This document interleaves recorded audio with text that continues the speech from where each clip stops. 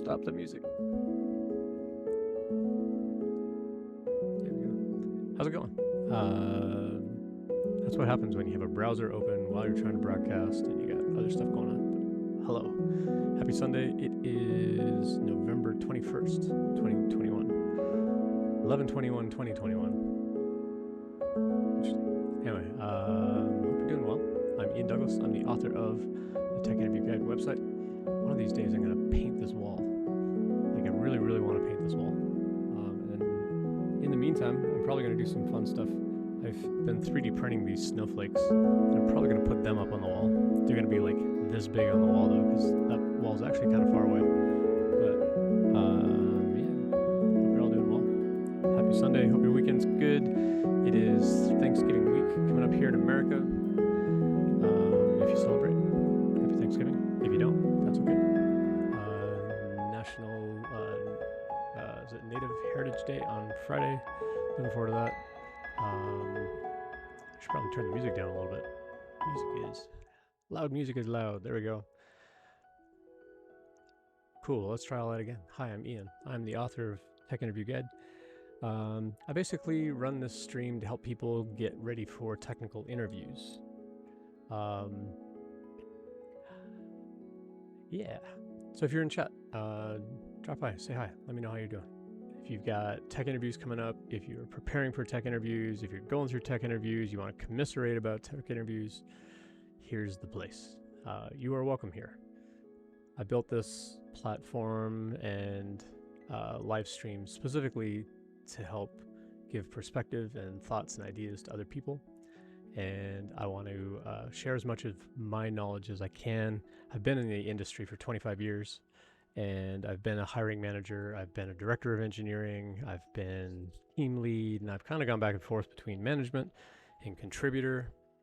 And yeah, so kind of back and forth. I've had a lot of perspective on hiring, and the company that I've been employed at since July had the idea that they would bring me on, help kind of revitalize their tech interview process and help train people and onboard people.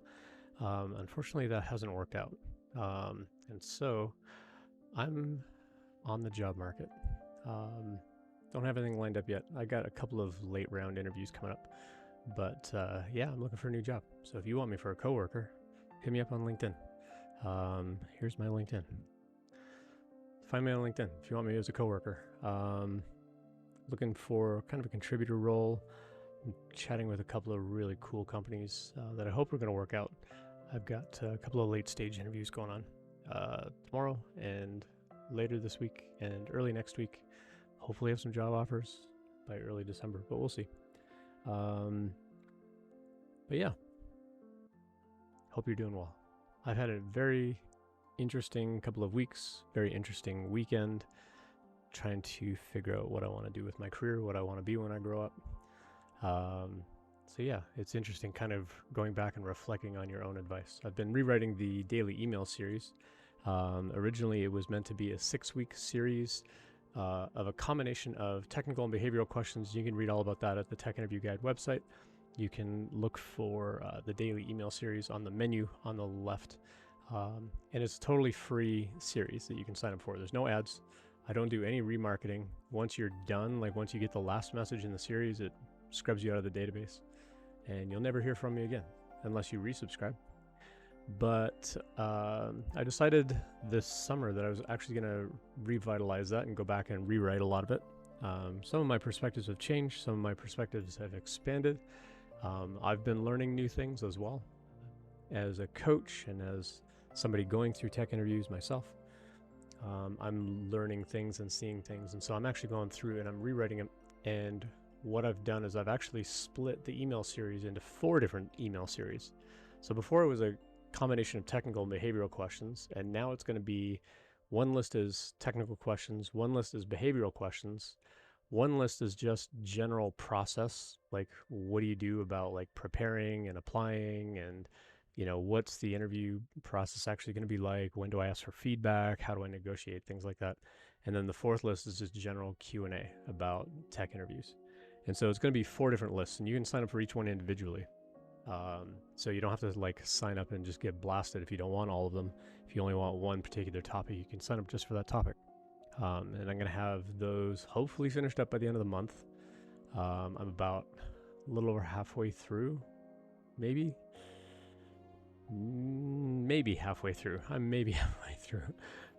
It's been a really busy month. I was really hoping to have the whole thing done and wrapped up and ready to launch and deploy the end of November.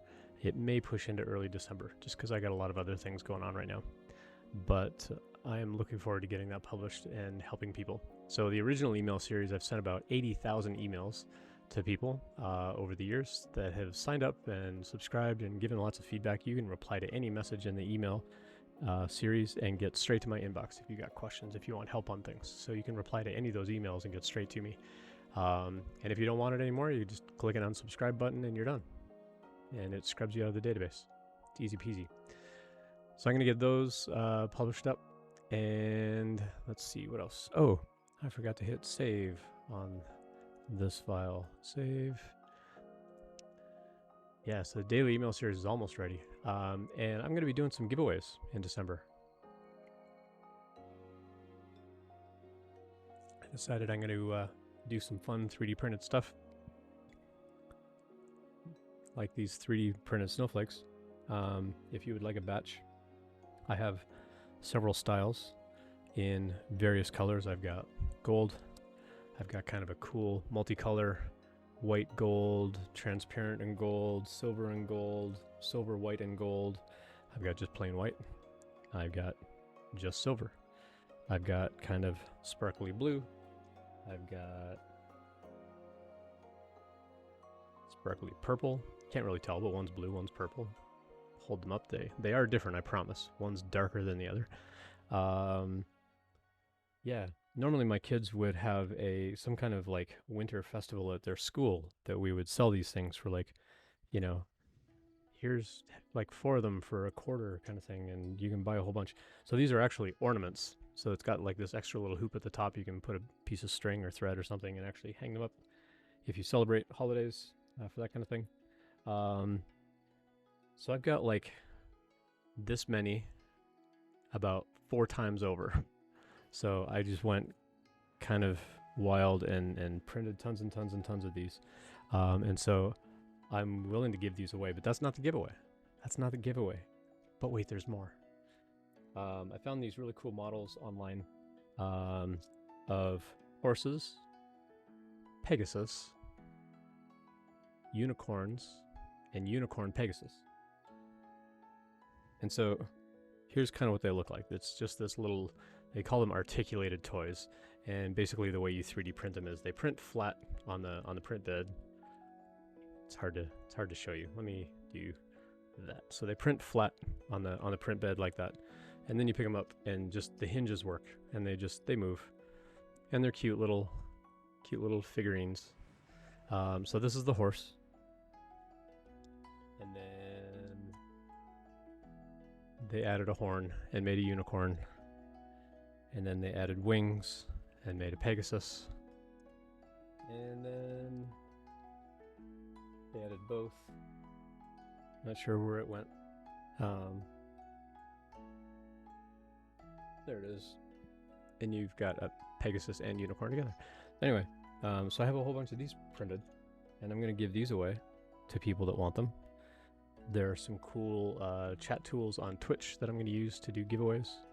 And so if you're watching this on YouTube, you're going to have to come view me live on Twitch in order to participate if you want some of these as giveaways. And I've got kind of this cool silky black color. It's a nice shiny black. And I've also got this interesting sort of army green kind of color. The interesting thing about this green color is it's not green. It's not really green. See, it's freezing cold down here in my basement. And so I have a little portable heater down here next to me. And what's interesting about this green filament is it will change color based on temperature. So I'm kind of holding on to one of the wings here, and notice it didn't change because my hand is freezing cold because it's freezing cold here in my basement. But my other hand, I've been holding one up against the heater down here. And depending on the temperature, it'll turn from that dark green color to kind of a rose peachy color to bright, bright yellow, depending on how hot things get. So this is actually the same filament. It's green when it's cold, it's yellow when it's hot, and it'll be kind of this cool peachy rose color in between. So I have a number of these in both of those colors, but wait, there's more. I've also got this cool rainbow filament that I've been printing things as well. And so there's one on the printer going right now, and there's one on the printer next to it that's rainbow filament. And I'm going to show you some pictures of those. So I also have full sets in these rainbow filaments as well. So let me show you some pictures of what's going on. So let me pull up the browser. Let's see. Browser's going to be on photos. Cool. So I've got this really cool red and gold filament, and basically over the, and that's the one that's printing on this printer that I'm pointing at right here that hopefully you can see. And that filament is basically this red and gold. And so as the filament kind of like, basically what they did is they basically stained the filament different colors. And so it's actually going to print in layers. Like it's going to be kind of a dark red, and then it'll gradually turn gold, and then turn back to red and turn back to gold. And it's going to be these really cool, sort of effects that we can get with that. And then I've got more of the rainbow filament going. Now for the astute viewers among you, you're probably noticing this thing here in the background. Well, this, my friends, is a dragon. And this is a really cool model that I found. And it's a model that you can purchase online. So I purchased it online. And it's this really fantastic articulated dragon, and the articulation means it's just there's hinges inside, and the 3D printed nature of this just prints the hinges. But it's this really cool dragon, and the legs move a little bit, and this is kind of that shiny black filament. So that's one dragon. That's one. I've got this one, which was a rainbow filament, and it's kind of a gold gone to burgundy. This guy didn't get horns on his head, but otherwise he's fully functional. So that's dragon number 2. Dragon number 3 is even more rainbow filament. So it kind of goes from this purple burgundy color to blue to gold, and starts to turn back to kind of a dark peach color up into the burgundy on the horns. And so that's dragon number 3. Dragon number 4 is this red and gold one, and dragon number 5 is on the printer next to it over here, which is the last photo that I showed, which is just another rainbow filament. It's going to look like this, except it's starting on the burgundy and then going back to the blue and back to the yellow and so on. And so I'm going to have 5 of these dragons printed, and I'm going to give these away. And I'm going to do some sort of live giveaway, and I'm going to ship these anywhere I can. Depending on how far away you live from Colorado, will depend on how quickly it gets to you. But I'm gonna give a number of those away. Now, I did make one out of that cool color changing filament, and so it looks pretty cool, like just as a dark green dragon. But if I hold him next to this heater down here, and we see kind of what happens with the temperature change, you get into some pretty cool effects with, changing from the green to the rose to the yellow, and so on. And so then we get this kind of cool effect where it changes color. And then as he cools down, it'll turn back to the dark green kind of color. This one's mine. I'm keeping this one. This one's pretty cool. Not gonna lie. But I do have a whole bunch more of this filament. So if you really, really want a color changing toy of some sort, hit me up. Let me know. I am happy to 3D print things for people. So I'm not sure yet how I'm going to do the giveaway. There is a Twitch chatbot thing that I can enable where everybody can just kind of hang out and, just kind of view what's going on in the chat, and you can sign up, and then it'll like draw from the names, and you have to be present to win kind of thing. And it'll just like randomly pick somebody. And if you win, I'll ship it to you, and I'll pick a number of winners. And so I've got sets of the horses and unicorns and Pegasus unicorns in the rainbow filament. I've got a set in the shiny black, and I'm going to have 2 more sets of them in these other rainbow filaments as they go. So I've got 1, 2, oh, and then I've got the color changing ones as well. So you can see this one started to cool off. He's turning back to green. And so I'm gonna have like 5 sets of the horses and unicorns and so on to give away. And so those will be part of a cool December giveaway. And everybody that gets one of those is also going to get a stack of these snowflakes, because I got to do something with these. Because of COVID and so on, our kids actually got quarantined last week at school. And so we are not having this winter festival that we were expecting, which is disappointing, because normally I would take like 1 or 2 of my 3D printers there, and we would actually like live 3D print stuff for people, like snowflakes and name tags with their names on them and things like that. Done kind of cool, interesting things that look like this. Just little keychains with your name on it. And so normally we would do that at the school and just live print something for somebody. And then they would, like, just kind of wander around all the other booths and buy other arts and crafts and holiday things, and then come back by our booth and we'd have the keychain ready, because they print in about 15-20 minutes. But with the quarantine and stuff, they decided not to do the festival this year, which is disappointing. So my kids were left wondering, well, what are we going to do? We've got like this giant cabinet over here with just tons of colors of filament, and I've got all these setups going with the palette and the rep box holding filament, and I've got another rack on the wall holding filament, and I've got this whole cabinet full of filament. I got another cabinet over there full of filament. I got a bunch of filament drying in a dehydrator right now to make some cookie cutters, because I've got a type of plastic that's actually dishwasher safe. Most of this plastic will melt if you put it in water that's too hot. But this other particular kind of plastic, if you boil it in water, it actually anodizes or like realigns the crystals of the plastic or something, and makes it super tough, and it makes it really good for cookie cutters. So you can print like whatever kind of shape, and you just cut out sugar cookies or whatever. So I'm dehydrating some of that so I can do some like cookie cutter things, like literally cookie cutters. But yeah, if you're in chat and you're just hanging out, let me know you're there. Say hi.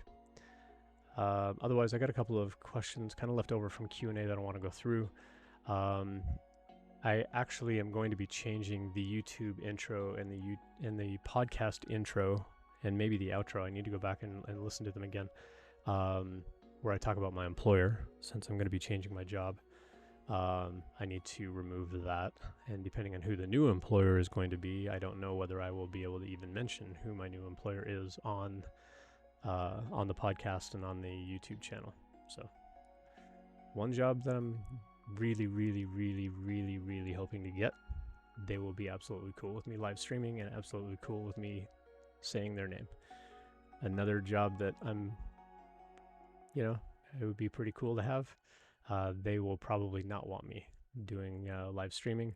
Too bad for them. I'm going to keep live streaming because this topic is important. I really, really want to be here and help people out with tech interview prep.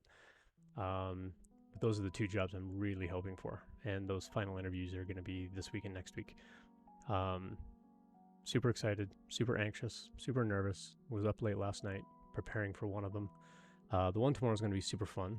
One of them, it's the second last interview tomorrow, and it's going to be really, really fun. I'm looking forward to that. That's the job I really, really, really, really, really, really want. Yeah. Anyway, I don't want to say too much more about where I'm applying. I don't want to jinx anything, but got some pretty cool interviews coming up. Got a couple of startups that are interested. Interviewing.io was pretty interested in having me do a couple of different roles, and so I'm chatting with them about things. We'll see where that lands. Otherwise, looking for like developer relations, technical instructor, technical teacher kind of roles. But yeah, hit me up on LinkedIn if you want me as a coworker. Let me know if your company's interested in hiring somebody with a lot of tech experience. And yeah, that's pretty much it. Cool. Kind of a quiet night. Holiday week coming up, so I didn't expect too many people to be on chat tonight. But if you're there, let me know. Say hi. I'm probably not going to stream this coming Thursday because it's going to be Thanksgiving here in America. I may not stream. It'll depend. I'm going to be cooking most of the day, and I really,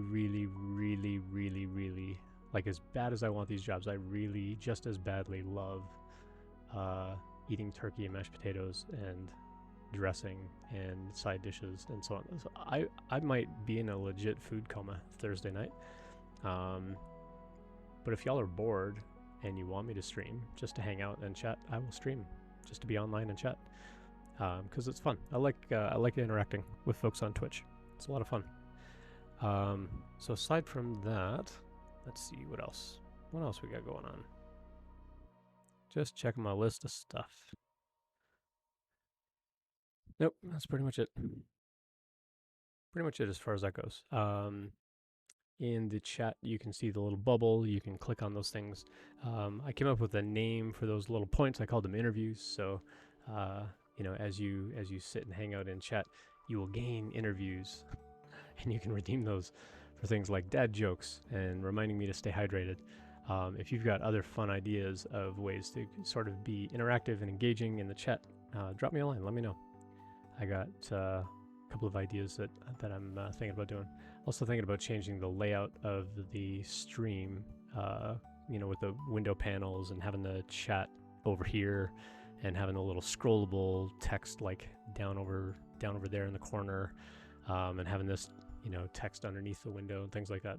Thinking about changing that up, but we'll see.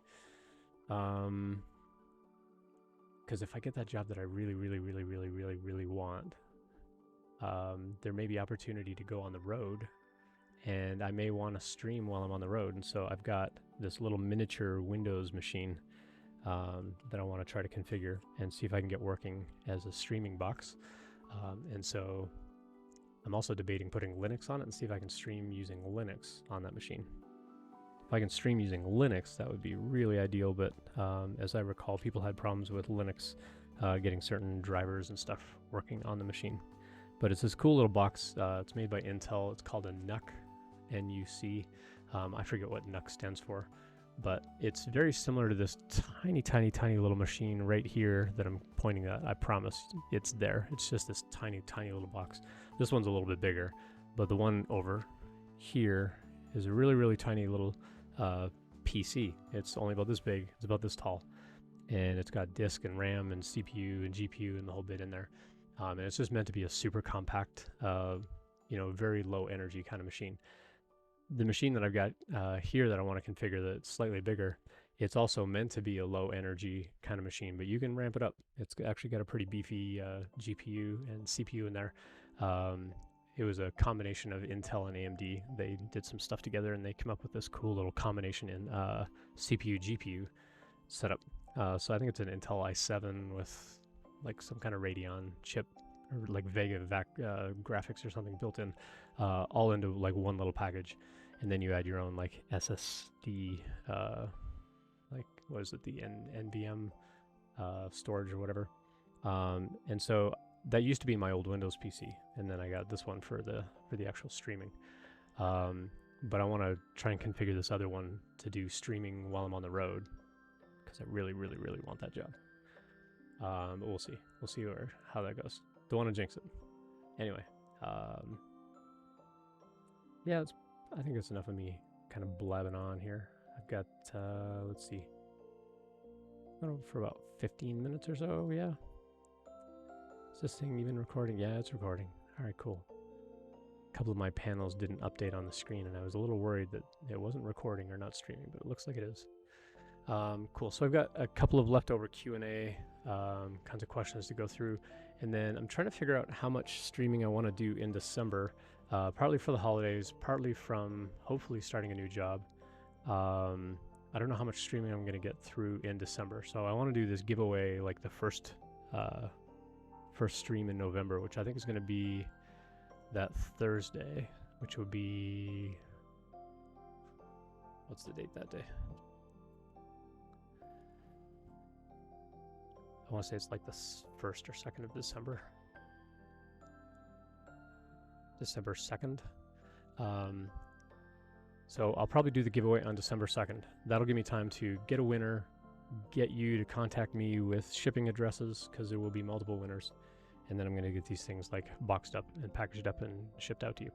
And And like I said, the farther away you are from Colorado, the longer it'll take to get there. Hopefully it'll get there by the holidays, because I'm going to pack a whole bunch of these cool little snowflakes in the box with whichever dragon and little horses that you get. Or I might just mix them all up. Ooh, I should do that. I should just mix up, like you get, because I'm printing 5 sets. So you get a dragon and you get one of each of the 4 horses in one of each of the colors. We'll see how it goes. We'll play that one by ear once we get a whole bunch of people together on December 2nd for that giveaway.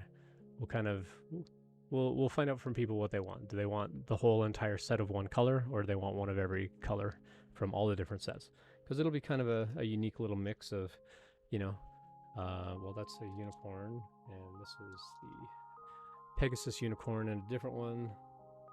And then we got just the Pegasus in the color changing one, and then the other 2 that are printing right now. So like you'd get one of each of the things, and then one of the dragons in the remaining filament. So that could be kind of fun. Yeah, we'll see. We'll see what everybody wants to do. Let's see, aside from that, yeah, I think I'll just go into a couple of Q&A questions. I've only got 3. They're not going to be, well, a couple of them are going to be long. One of them is going to be relatively short. And then we'll kind of play by ear from there. If anybody drops by in chat and has other questions, I'm always happy to take those. So if you do have questions, please drop them in chat. Feel free to ask as many questions as you like, or just say hello. Let me know you're there in chat. And then we'll wrap up for the night. So we'll probably close up by 8 p.m. Mountain. So we'll probably end in about 40 minutes, but we'll see. Let's see, we got 1, 2, 3. Oh, we got 4 questions to go through instead of 3. All right. So let me get over to here and replace this.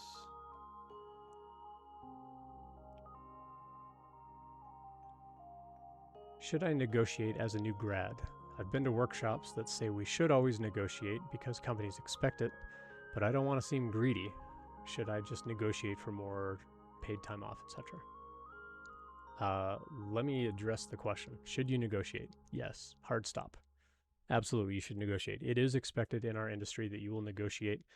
Some companies, though, they say that they don't negotiate because they want everybody to be kind of like equitable and start at the same rate. Unfortunately, unless the company is really public and transparent about what everybody's being paid, you don't know for sure that they're actually like paying everybody the same. So, but I'll get into that. So yes, you should always negotiate. It really is expected. But honestly, if you're happy with the offer that you get, you don't have to negotiate anything. Some people, you know, they're doing like a career change and they get into tech and suddenly their income is doubled or tripled and they're like, that's wonderful. That's all I need. Great. Then you don't have to negotiate. But know that if you don't negotiate, you are leaving money on the table, so to speak.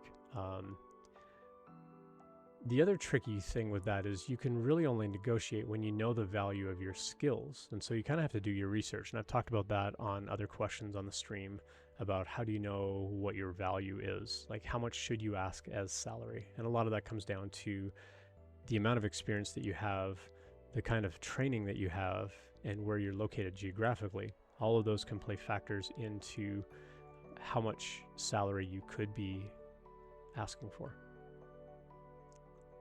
So as I mentioned, some companies are going to be a little less flexible with salaries for entry-level roles, but if you're bringing something of value to the company, you can definitely ask. The chances that you get the offer like completely taken away because you're trying to negotiate are incredibly low, as long as you're being reasonable and respectful about it.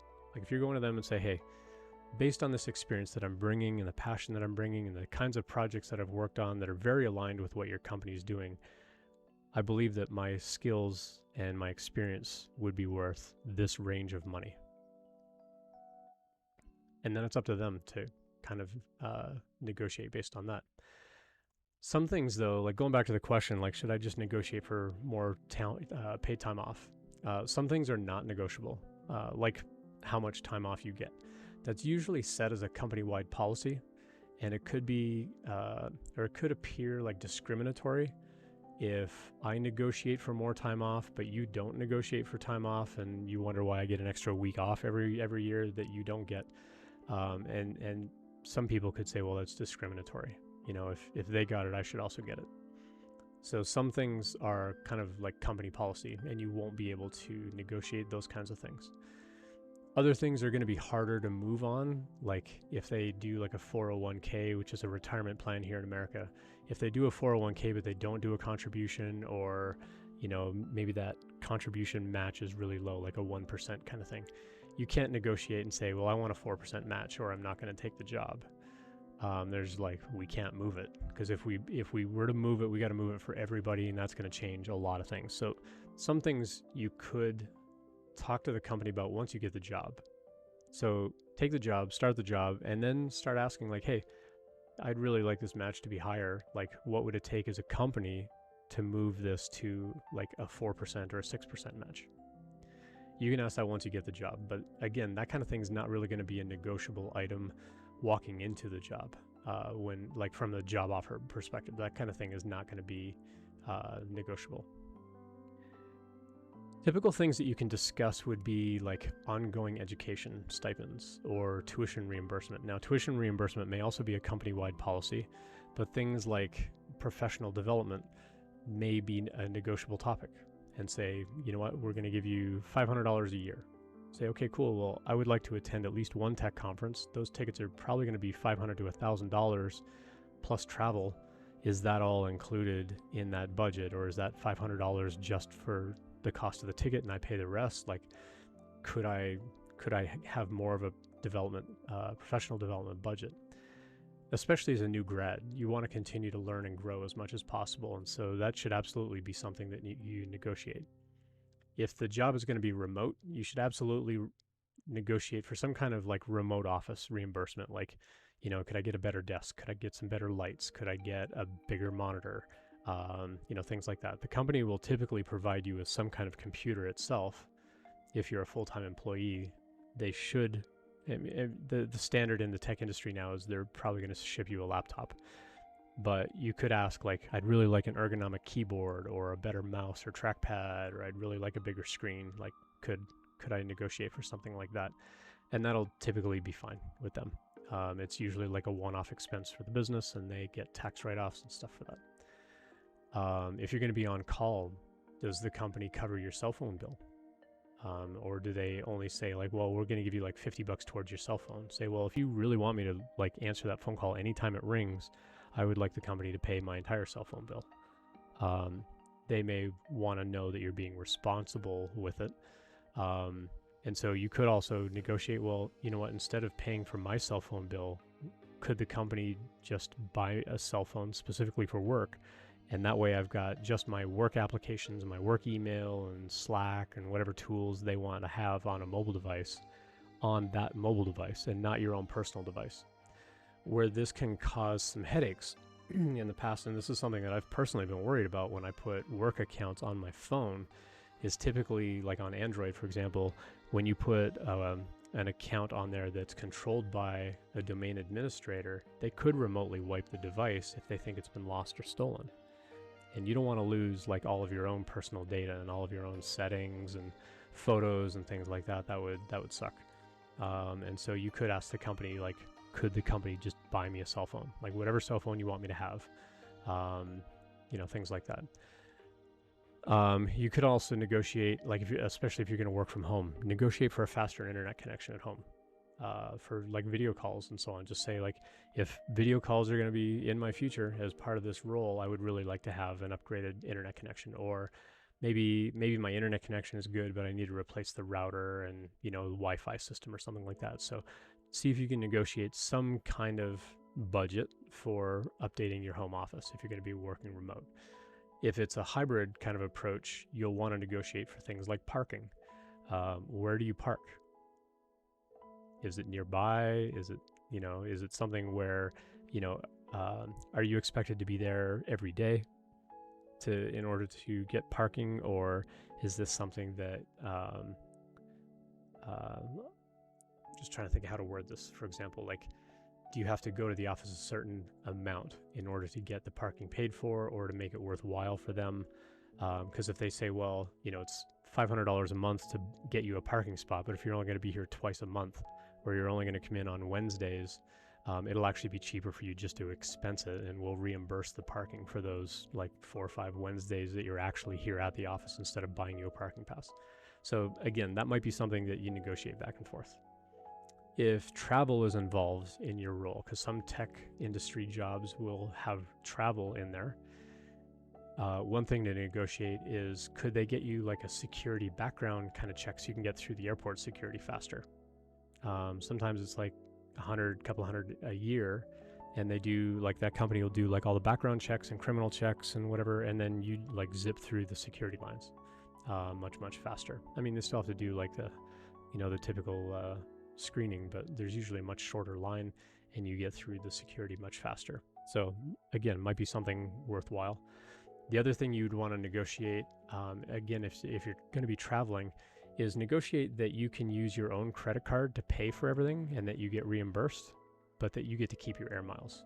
I did work at one company where they started out with like, yeah, you can use your own credit card and we'll reimburse that. And if you get air miles or reward points or whatever, you get to keep those. And then later on, the company changed their mind. They're like, oh, well, we want the air miles because we're growing so big and people are traveling all the time that we want to be able to reimburse air miles and travel points and reward points and whatever, so that people can travel and stay in hotels. And so the people that traveled ended up using a company credit card instead, so that the company could accrue all of those points. But it's always something that you could ask for. If there's going to be travel in your job, negotiate that you get to use your own credit card and you get to keep the points or rewards or whatever on that card. If enough employees are in like a geographic area, could the company look at renting like a co-working space for everybody? It might be a nice way to kind of get together, even like a couple times a month or something like that. It may not happen quickly either. Like, even if you ask for it, like, again, that's not going to be something you can say like, I want this set up in order for me to take the job. Like, they're not going to be able to move that fast unless your start date is like 3 months away. They're not going to be able to move that fast and get all that stuff arranged. You can still ask for it though. And you could say like, if there are other people in my geographic area, would it be possible to like get us together, on a, semi-regular basis, that we can like collaborate on things and just have some like face-to-face time kind of thing without being on Zoom calls or Skype calls or whatever. The company might be okay with that, or they might just say like, if you want to get together, it's on your own. We'll like pay for lunch or something like that. But again, those are things that you can negotiate for. Just make sure that all the stuff you're negotiating gets put in writing, because verbally, I could be like, oh yeah, sure, yeah, you want to get together and reimburse lunch, no problem. But then it comes, time to actually reimburse that lunch. I could say like, no, I never said that. So always get it in writing. And I'll give you some tips on that at the end of this question. Now, when it comes to things like equity, a lot of tech industry jobs will have some kind of equity involved.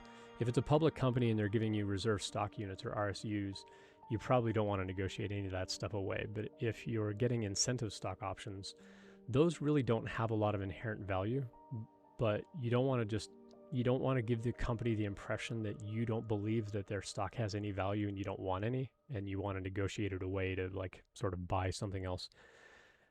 So for example, if they give you like $10,000 worth of stock options, they claim it's worth $10,000. It's really worth like maybe a penny.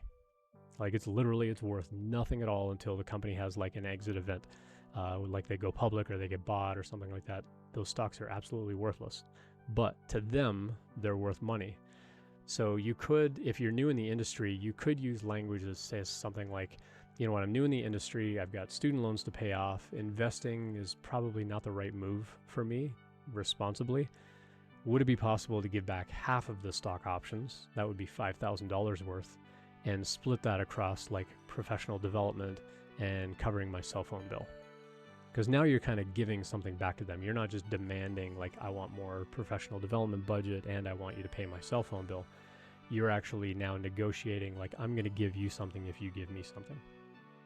So that would be one way to do it. But again, you don't want to trade away all of your equity for something.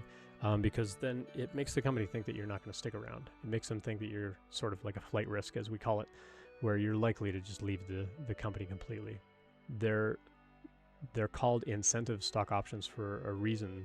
The incentive is for you to stick around. The incentive is for you to stay at the job for a while.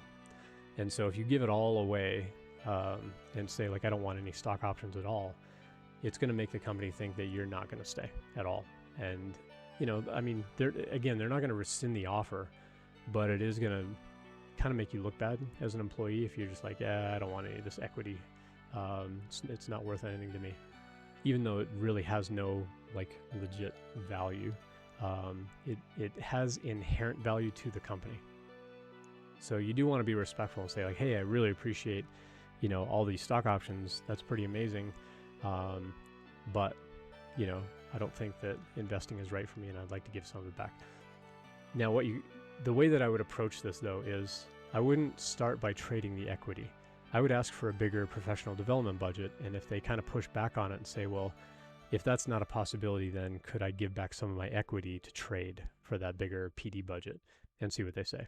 So don't start by trading away the equity. Start by asking for all the other things that I've already outlined, and then if they push back on any of it, then you can trade back some of the equity and sort of like use that value then to sort of quote unquote buy the other things that you're trying to negotiate for.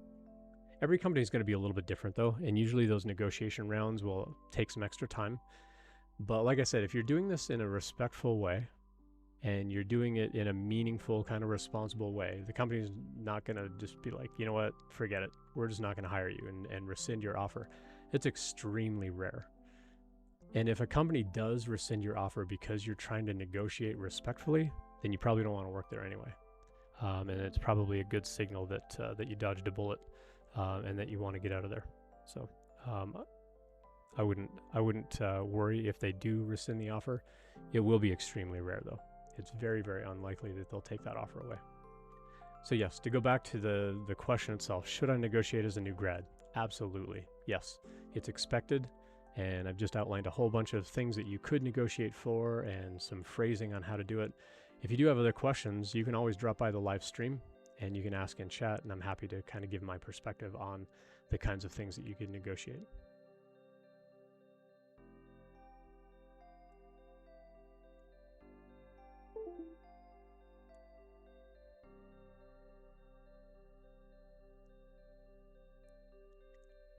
All right, the next question that I had submitted says, I'm burning out at my job and I want to take a break. What considerations should I make?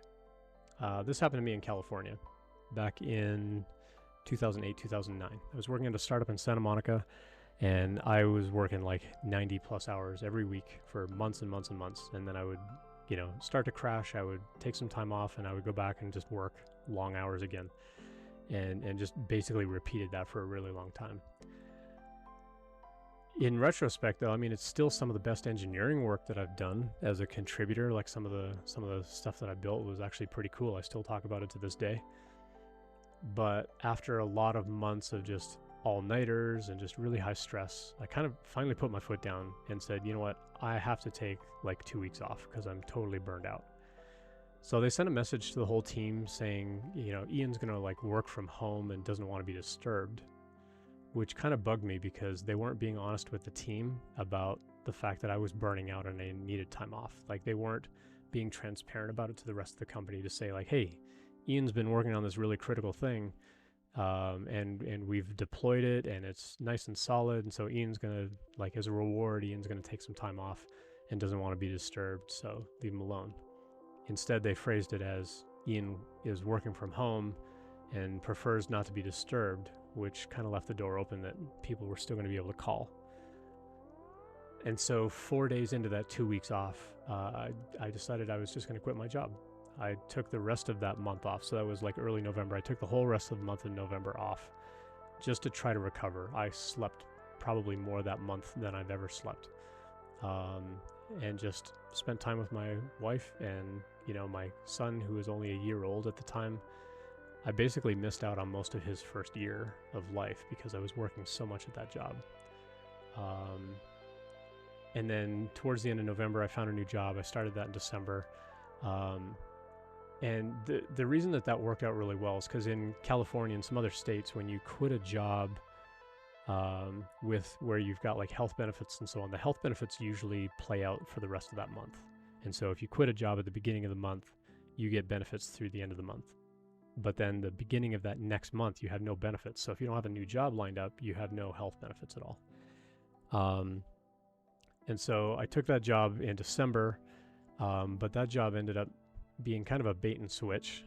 They promised all kinds of interesting things, which enticed me to take the job, and I took the job, and then they said, well, we're actually not going to do a lot of that like anytime soon. And so I waited until I went back to the office in January after the holidays, and I basically walked in, I wiped my machine and said, I'm done, thank you. And I left. And so that gave me benefits then through the rest of July, and I never looked back. I never once felt bad about leaving that job. And then mid-July, I found a job at Armored Games, which is a cool little gaming company in California, and had a great time at that job. Worked with some really cool people, again, worked on some really neat stuff. And nobody has ever once asked me about having that time off gap on my resume in that month of November.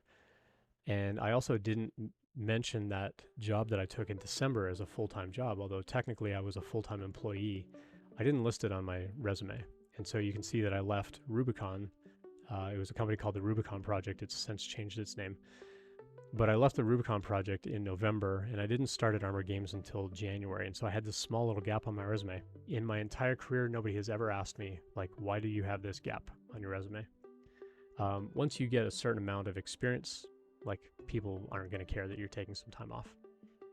And I'm going to cover this in another question in a little bit. So if you want to take a break from your job, you really have to decide, like, do you want to leave that job, or do you want to stay at that job and you just need some time off? And so those are considerations that you're going to have to make as you talk to the people at your work. If you're burning out and you don't want to stay, then you should look for another job and just say, you know what, I'm really burned out. I really want to do like some kind of modified, work or something when I come back from a break. Like, I'm going to take 2 weeks off. And when I come back, like, I need this to be different because I'm burning out and I'm just going to completely fizzle out if I keep going like this. But let them know, like, I would prefer to stay. Meanwhile, start looking for another job because no company should be treating you like that. Now, if you're just like, I'm burning out and I want to quit that job, then that's okay too. So back to the question, what kinds of considerations should you make? Well, the number one consideration is you need a very comfortable financial buffer for the amount of time that you want to take off, and then probably multiply that by 2. So for example, if you want to take a 3-month break, then you need a 6-month buffer. And that 6-month buffer is like full-time salary in the bank as cash that you can access, preferably as cash. But that's really hard to do when you're new in the industry or you've only been working a little while. Not everybody's got the means to save up that kind of money. So you are going to have to kind of use your best judgment on this. But the reason that I'm mentioning like double that amount of time to have that buffer in the bank is because you don't really know what that job hunt is going to be like when you're ready to kind of get back to it. So if you're going to take 3 months off, do you want 3 months off to rest, or do you want like 1 month off to rest and then a 2-month job hunt? So those are the kinds of considerations that you're going to need to make there. So then decide, second, what are you going to do with that time off? Are you just going to rest and recover? Are you going to travel? Are you going to spend time with family? Are you going to learn some new skill? Like, what are you going to do with that time? That would be like the major plan of like, what are you going to do there? Like I said, most employers aren't going to care on your resume if you take a small break. But if they ask, you need to have a good explanation. But because they're usually going to say like, why are you looking for this new job and whatever. You're probably going to want to avoid talking about, quitting without having a plan for a new job, or that you quit because you burned out. You generally don't want to use that kind of language because that's going to send up signals for them of like, oh shoot, if you get hired here, are you really going to be rested enough that you're not going to burn out again? Or we were actually hoping for you to do some of that same work here, but if that's not something that you enjoy, then are you going to burn out again? They're not going to want to do that to you. And so they might just not hire you. So you generally want to avoid talking about leaving that job because of burnout. And you'll want to explain it like, I worked a lot of extra hours to wrap up that project, and I wanted to prioritize some other things at home and to take care of some side projects and to learn some new skills.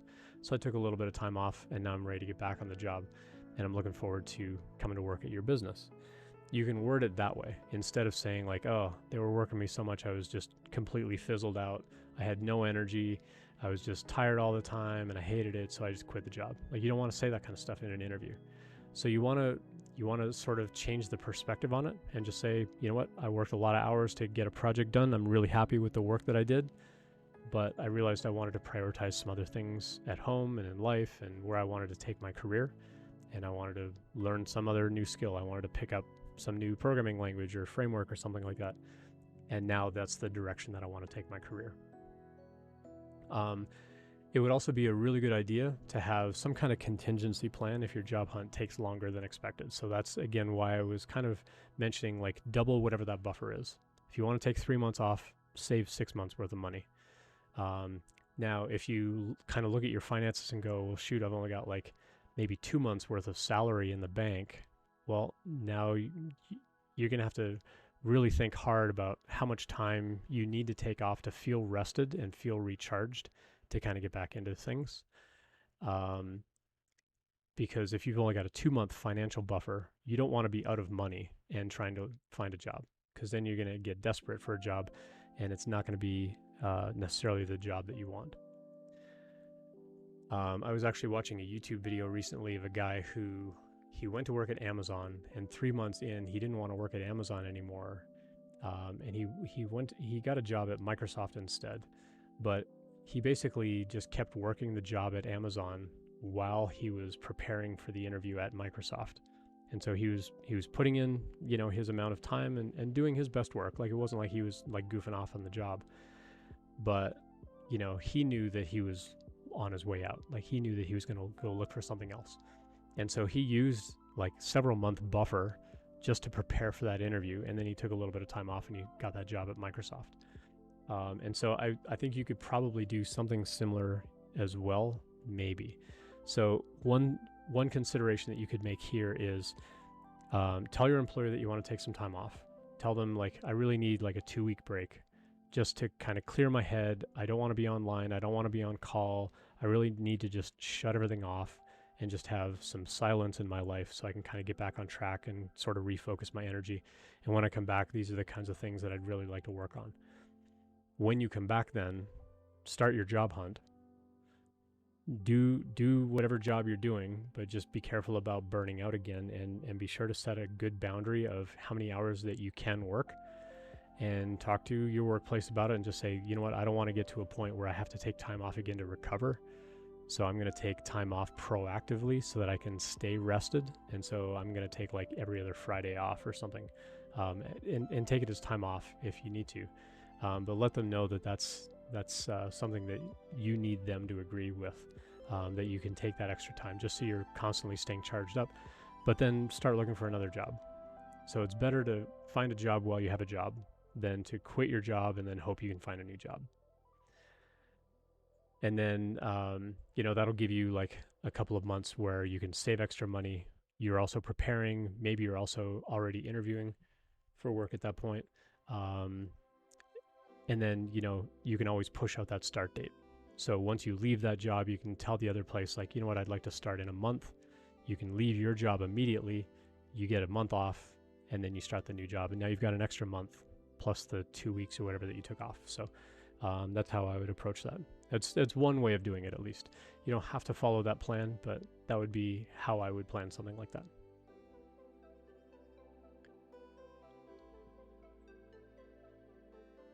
Sir Dies a lot, good to see you in chat. How's it going?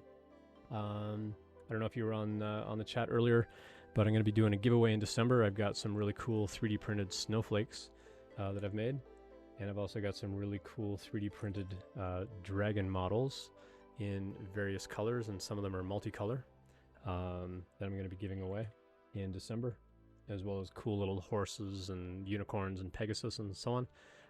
So I've got a whole handful of these that I'm going to give away on Thursday, December 2nd. So yeah, if you happen to be around on December 2nd, come hang out, and I'm going to pick and choose like all the different colors and box them up, and I'm going to probably pick 5 winners and get those shipped out to folks. Sir Dizelock says in chat, meetings are just starting to turn into shouting matches at work. Well, I just have to sit back and listen. What should I do in that situation? I'm just a co-op, which is long-term, full-time paid intern, but it's been affecting my own productivity, so I'm concerned. Yeah, I'm concerned for you.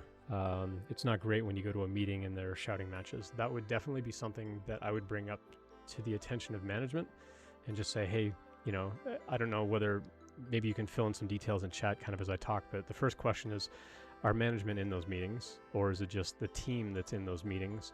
If it's just the team, I think it's something that management needs to be aware of and just say like, hey, from my perspective, these folks tend to really bonk heads a lot, and it's starting to make me uncomfortable, and it's starting to affect my productivity on the job. Is there something that could be done within the team? Follow-up in chat says, I've been with the company for a year, and this only started within a month or two. The team and the team manager, they're mad at purchasing, making us do work they should be doing. Interesting. Okay. So it's a whole, that's not my job, that's your job sort of scenario from what it sounds like. So if the manager is there, I would absolutely have a chat with that manager and just say, you know what, those meetings are starting to affect me. And if it's going to continue to be like shouting matches like that, I would prefer not to attend since I'm not contributing anything to those meetings. I think that you could ask to not attend the meetings and just say, I'd like to get a recap later on, but it's affecting me to sit in a meeting where people are just yelling at each other, and I don't see anything productive happening. And this is something that it's unprofessional. You shouldn't be yelling in a meeting. Even if there's a disagreement, there should be enough respect and enough maturity that you're literally not yelling and screaming at each other. If it's getting to that point, that means that somebody needs to kind of step away and clear their head and come back with, sort of a cooler attitude on things. But from the sounds of what you're describing, you've got a team and a team manager, and everybody's mad at some other team who's making you do work that the other team should be doing. And so your team is just yelling at each other about it. That kind of sounds like your manager needs to get that cleared up with their manager. I don't know that that's really something that your manager is going to be able to fix, but I think as a first step, I think it's important to have good open communication in the workplace, and that you need to be able to talk to your manager and say, hey, this is not okay. Like, this is affecting me as part of this role. It's affecting my productivity, and I don't want that. Like, I want to do a good job here, but all this yelling and stuff is not helping me out. Now, if part of what you're concerned about is having to work on that other project, then that's a whole other thing. If you're like a co-op student or like an internship, sorry for the notification bells here. If you're like an internship or a co-op student or something like that, working at that job, you also don't want to jeopardize your position there and say like, I can't work under these conditions. And they're like, well, then you don't work here anymore. That's always a lousy kind of thing too. Follow-up in chat says, it's tough since I've been doing most of the new design work recently and I haven't been able to get much help. And because things have stalled, other teams have been hounding me for progress. Well, for starters, other teams shouldn't be coming directly to you. They should be going through your manager. So that would be an important boundary for you to try to set. If people are coming to you asking for progress and updates, you can say, you know what, my manager has all of that information. I'm doing the best I can with what I have, but you need to talk to them about progress and the kinds of things that I'm working on. And then maybe that'll also open your manager's eyes to the fact that this is impacting you because other people are waiting on you to get things done, but because you're working on this other project, you're not getting stuff done that you're supposed to be getting done. Again, these are just my perspectives, only knowing part of the story. So I'm not sure how much this is going to be like 100% helpful, but at least maybe give you some ideas. I think it's definitely going to start with communication though. Communicating with your manager about what's working, what's not working. And the fact that, juggling back and forth with these other projects and things like that, it's impacting the progress that you're making on things that other people are expecting you to have done. I did address a question on the stream a while back about like, how do I prioritize my work? And basically in there I said, well, if you are not in a position to be able to prioritize your own work, then you need to ask for help on how to prioritize that work, and somebody else needs to prioritize it for you.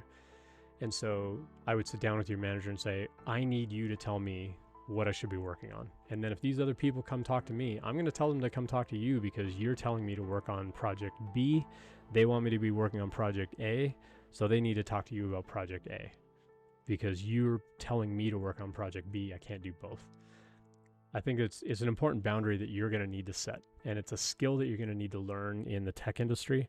As hard as it's going to be to have that conversation, it's going to be an important conversation to have because they can't expect you to burn out and put in a bunch of extra work and have to figure out how to prioritize this work.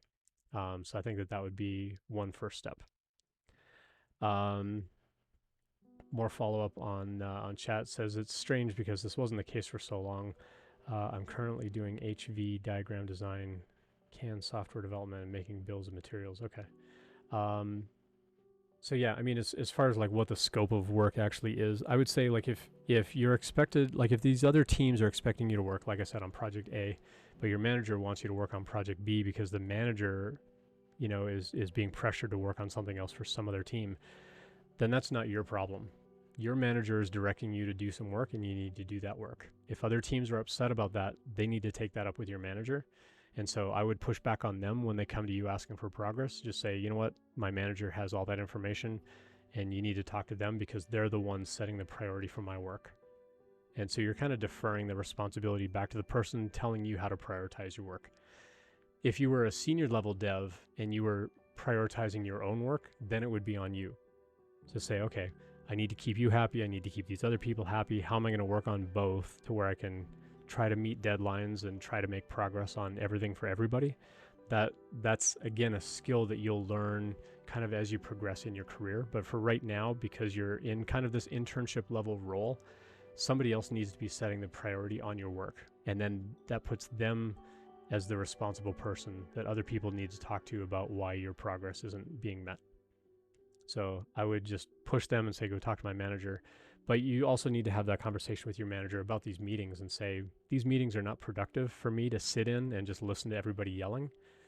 Like until that gets worked out, I would like to not attend that meeting and see what they say. If they say, well, you have to be there, then you say, you know what, I would really like to not have so much yelling going on. Like what can be done to minimize the yelling at each other? Because if it's just the team being angry at the manager because the manager agreed to do some other work, again, that's on them. They need to address that and just say, you know, if the team's not happy, how is that going to get addressed? And get, like, you need to ask some hard questions. They need to be able to take those hard questions and answer them.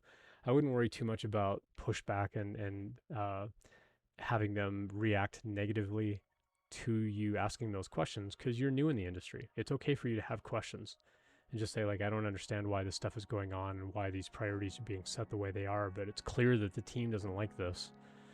And I'm just curious what the plan is to alleviate this because it's putting a lot of stress on the team and it's starting to affect me and my work. And I want to be the best worker that I can. So in the meantime, I need your help to prioritize what I'm supposed to be working on. And if other people have questions about the status on things, I need to send them to you to talk about that progress. But I need you to help me prioritize things. Just have some one-on-ones with your manager. Like schedule a couple of one-on-ones over the next like couple of weeks and just say, hey, could I check in with you like every week for the next couple of weeks? I've got some topics that I need to discuss about the progress that I'm making on projects and prioritizing what I'm working on. And I'd like to check in, you know, every week until the holidays or something like that. Just to make sure that, you know, progress is being made because some things are affecting my work. And just leave it at that. Schedule that meeting and then start having those conversations from there. And then more follow-up in chat. It was just weird when a senior engineer went to me first before the engineer I was tasked to assist, and the solution ended up being the extra work being given to me. Yeah, so again, like other developers shouldn't be assigning work to you. That should be coming from your manager. Like, unless you have a lead engineer, because a lead engineer can, depending on the company, they can have the authority to direct you to work on something. but generally that's going to come from a manager. Again, depending on the structure of the company, if you're like purely like agile methodology, then you get to pick whatever you work on. But if you're being told to work on things by people, then that means other people are setting your priorities, and that needs to be like one person setting that priority. And so you need to be able to tell these other senior engineers and just say, hey, no, my manager is setting all these priorities for me. Everything's got to go through them because I'm being pulled in a lot of directions, and I'm so new at this, I don't know how to prioritize my time. And so I've asked my manager to help me prioritize that time. So if you have something you need me to do, you need to go convince the manager that I need to work on that instead of what I'm doing, and have them tell me to work on your thing instead. And you just need to set that boundary. And I think senior engineers are going to understand that, and they'll actually respect, that you're advocating for yourself on that kind of thing. Hopefully that's helpful for you. But yeah, I'm always happy to chat and so on. More follow-up in chat says, I've been at the company longer than half the team. I mean, that's problematic too. If they've got senior engineers who have worked there less time than you have, then yeah, I can see how that would definitely be a problem as well. Again, I think it's a conversation that you need to have with your manager and just get it straightened out with them, and just put the responsibility on them to help you set the priority on what you're working on. And then it's their job. It's their problem. And if other people aren't happy with your progress, that's also his problem.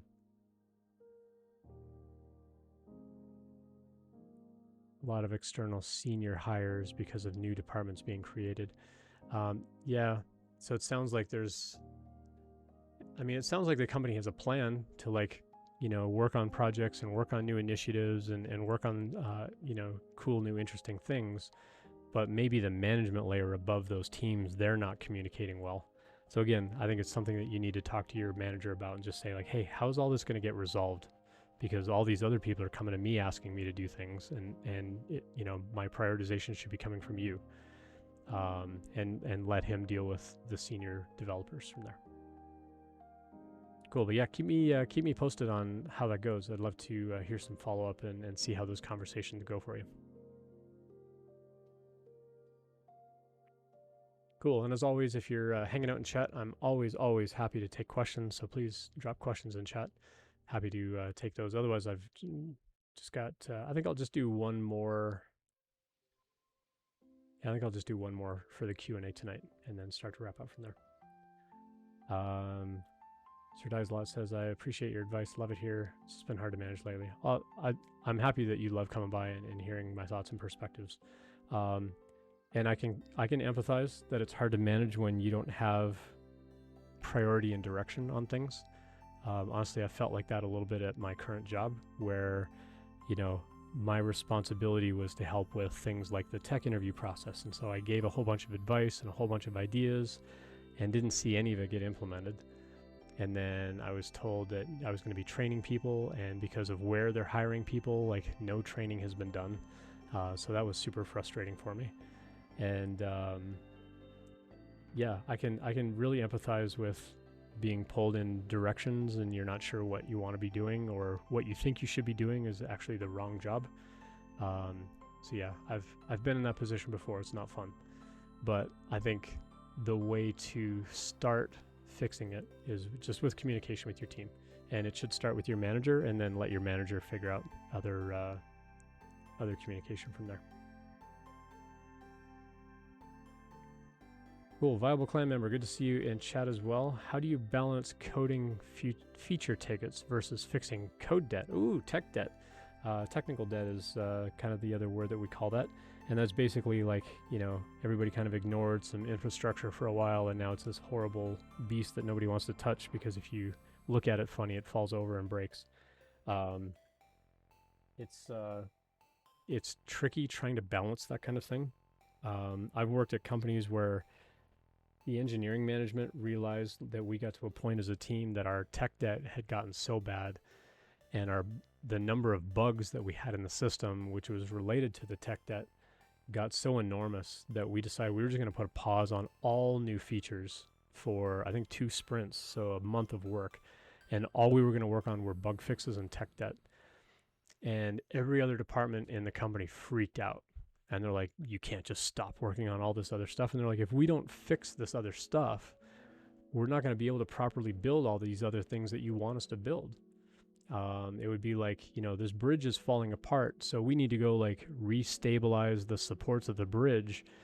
Meanwhile, you're telling us to like pave the bridge and paint it red. It's like, what's the point of doing any of that if the supports under the bridge aren't good in the first place and the whole bridge is going to fall over? So I think it's important that the team address some amount of tech debt and bugs during every sprint. What we did kind of going forward from there was we allocated one person on the team, and it's because we had a big enough team we could do this. We had one person on the team. Their only job was to fix bugs, and if they didn't have any bugs to fix, they tackled technical debt. Eventually, SendGrid grew to a size where we actually had teams like going in and rebuilding like whole areas of a system, which then eliminated a lot of tech debt and made it easier to build other new features and so on. Not every company is going to have that flexibility or those kinds of resources. So I think it's a balance that your team is going to have to strike around allocating a certain percentage of time every sprint and say, you know what, of all of the sort of story points or whatever we're going to work on, let's say as a team, your velocity, if you're doing like agile points or whatever, let's say your velocity is 50 points. You're going to say every sprint, we're going to do 15 points of technical debt stories, no matter what. And we're going to try to tackle those first before we try to build anything new, because there's no point building new stuff on old code. But it may get to a point where it's like, you know what, we can't build any of this new stuff if we're like going in and we're messing with these old systems. We need to just dedicate some time to rebuild those systems. And that might be where your managers need to kind of push back on the company and say, you know what, we have to rewrite this. It's gotten bad enough that it's impacting the performance of our team and the progress of our team and the stability of what we're trying to do in the company. If we don't rebuild this stuff, then all of these new features that you want are just going to like, they'll work, but it's like, trying to think of like what a good analogy would be. Like if you had a mobile home and you're like building on a porch, and then you build like a new layer on top, and then you're going to like build out an expansion room or whatever. It's like, you know what, at some point you just need to tear the whole thing down and just build a proper house. You can keep bolting things on, but it's going to be shaky and wobbly, and it's not going to be fantastic, especially to the people that have to build and maintain on top of it. So it might get to a point where your management have to push back and say, you know what, we need a month just to go back and like rewrite all this stuff. We're going to allocate some team members over the next coming weeks to plan what that new architecture is going to be. And then we're going to like hit a pause on everything. And for the next, 2-3 sprints, whatever, we're just going to be rewriting that whole system. And we're going to do it as quickly as we can safely do it. But we have to do this in order to continue working on these other things. When we talk about, working on projects and who we're working on things for, within Agile, within the Agile methodology of doing work like this, we usually talk about the stakeholder. And so who is the stakeholder? Well, it might be the marketing team that wants you to build that thing, or it might be the sales team that wants you to build that thing. Well, you as an engineering team are also a stakeholder. And so you should have equal say with all of the other stakeholders as far as what gets built and how that gets prioritized. And so your team collectively as engineering needs to act like a stakeholder and say, we need to introduce stories and initiatives that allocate time and reserves time in order to build these things and build them properly so that we can continue to work on features for other teams. Now, if it's something like, we just need a bug fixed or something like that, and that could be done well enough on the existing code while you're still going through and rewriting stuff, then if it's a high priority bug or like a hot fix or something, then you kind of have to, because you don't want to sit there with a security breach or something while it's like, well, we'll take care of that security breach as we're rewriting the software, but that's like a month away. You don't want to do that. And so you might have to like patch things kind of as you go. But I think that it would start with your team then kind of stepping up and say, we are now a stakeholder along with all other teams. And these are the initiatives and projects that we need to bring and that we need to prioritize. And if we don't do this, then eventually we have to stop working on everything. And so we have to dedicate at least a little bit of time to do this so that we don't get to a point where we can't do anything until we do this. I think it doesn't really matter how big or small your team is. I think you can still push for that as an initiative of the team itself being a stakeholder. Hopefully that made sense, and hopefully that gives you some ideas to kind of go back and talk to your team about. Awesome, cool.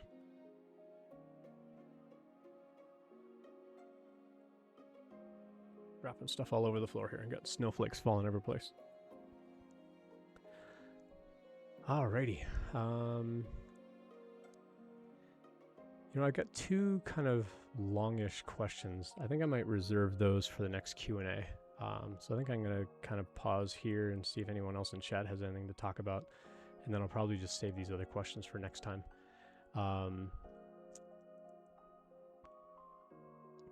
Yeah, I think I'll save those for next time.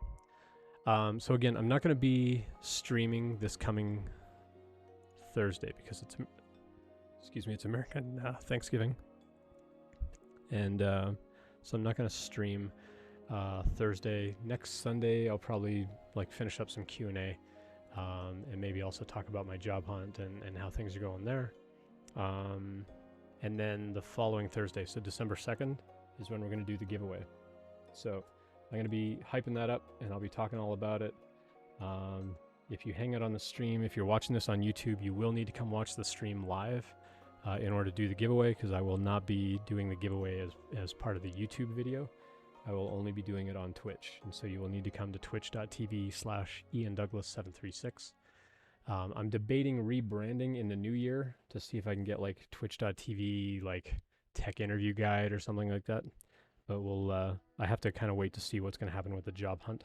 Because again, depending on which job I get, I may or may not be doing as much live streaming. The job that I really, really, really, really want to get will absolutely love me to do live streaming. And so I'm really hoping I get that job. But not going to jinx it by talking about it too much.